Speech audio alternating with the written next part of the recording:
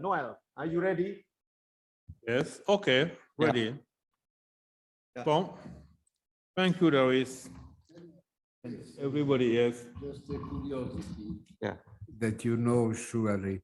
Brazzaville. Yes. What means Brazza?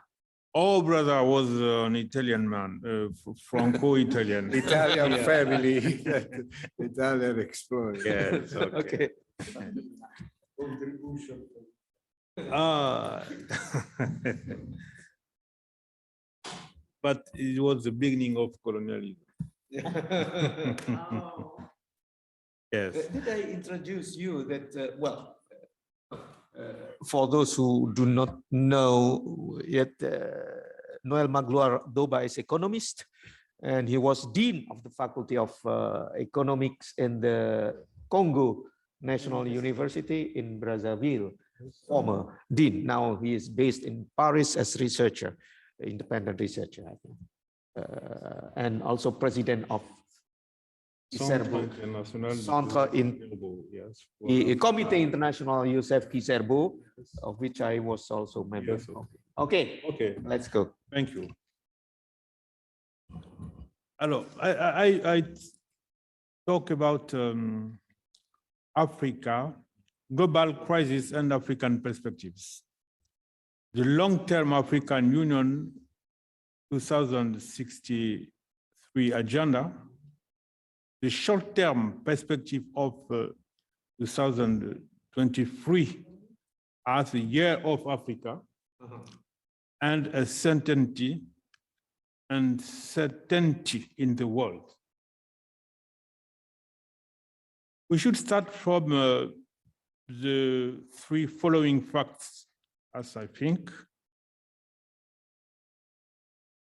In the point from Africa, we have to consider three facts, three important facts. The first fact is that since 2013, all the 55 African countries, as members, have the same official long-term perspectives with that so-called 2063 agenda. All the 55. Yes. 54 or 55? 55, South Sudan. Ah, yeah, Yes, new okay. country. Yeah. The main aim in this agenda is unity, Africa unity. United. Yes. All those countries have decided to create a united Africa as a confederation or a federation. That's the main objective, the main goal. That will work about across regional economic communities.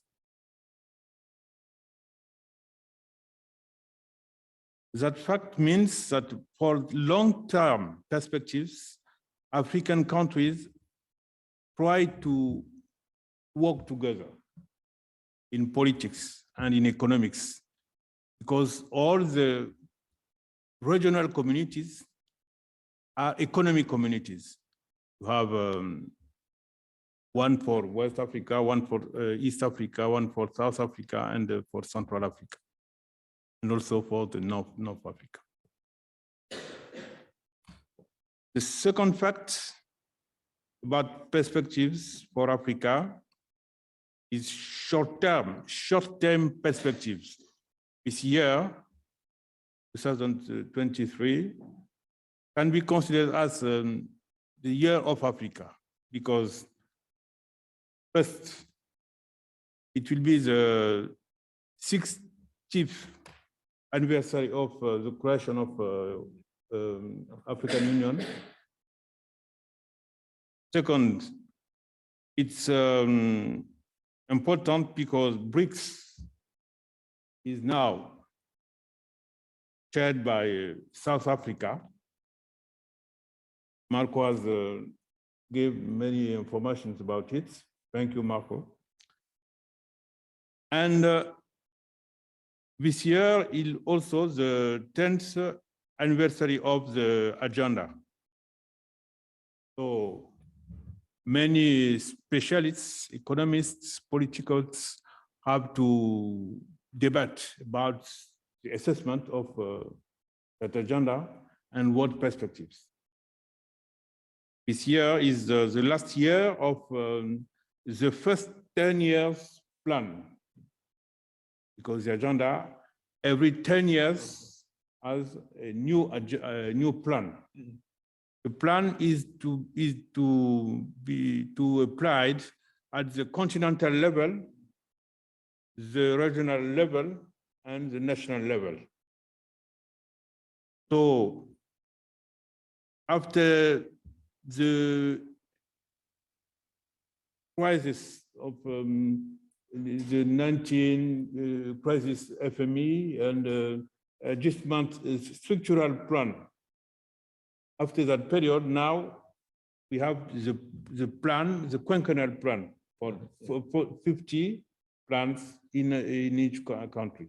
For 5 years, a plan, and 10 years, a plan, continental plan for 10 years. But who decided? It is Union Africa. Yes, yes, Okay. well, 10 years plan, Union Africa.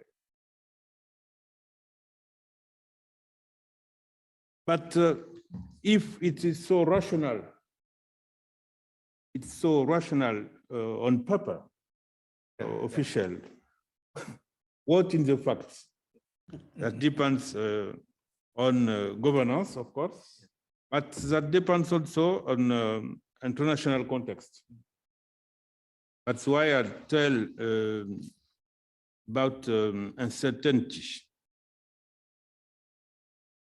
The crisis, like COVID crisis, like what the consequences of Ukraine war, as all those two crises have shown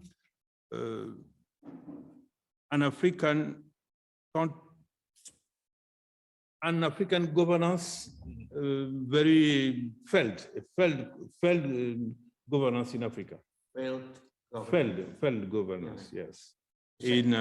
Yes, at the global level, the continental level, and at the regional level, and at the local, the national level. Yes. But we have to. We are facing two levels: the people's level and the statesman level. Facing the crisis, people have, with youth especially,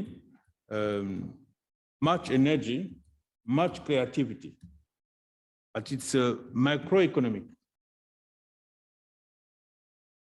The statesmen have another approach.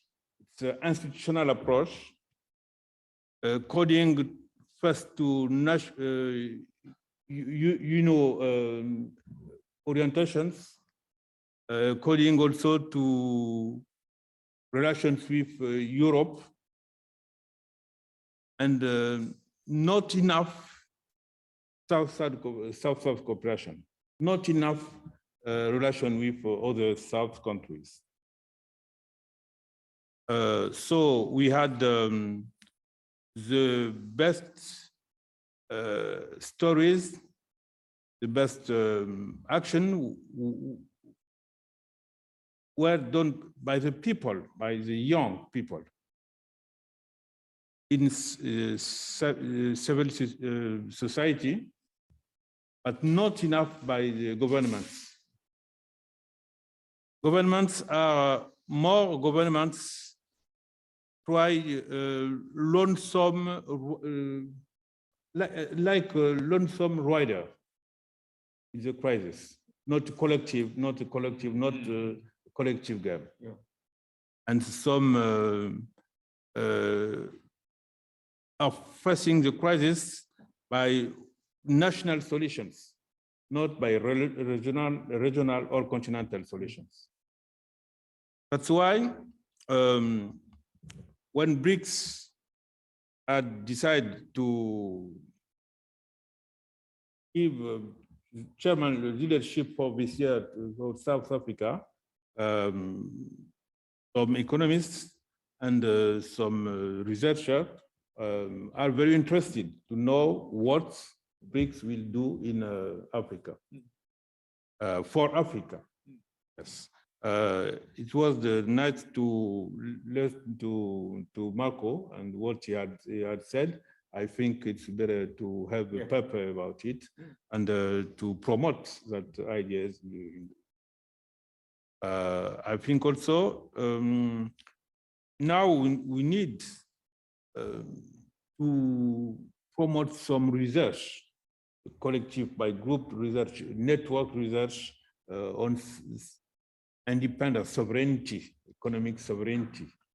Because as you have seen, the vote at, Africa didn't follow the West as the West wanted, yes.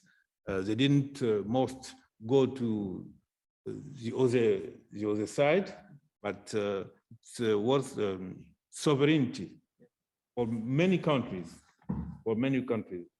And it's a new situation.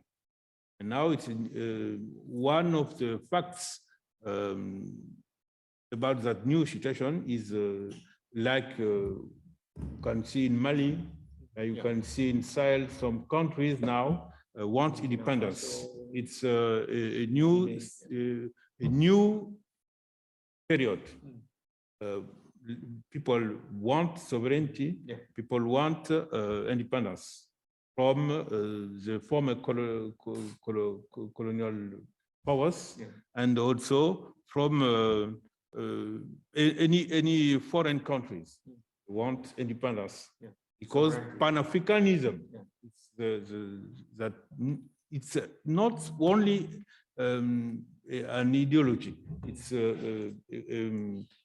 the young people have embraced it.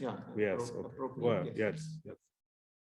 But now it's long to see about Pan-Africanism. That's the basis for the collaboration. Okay. Thank you. You still have some? No, it's that. Okay. Thank you very much.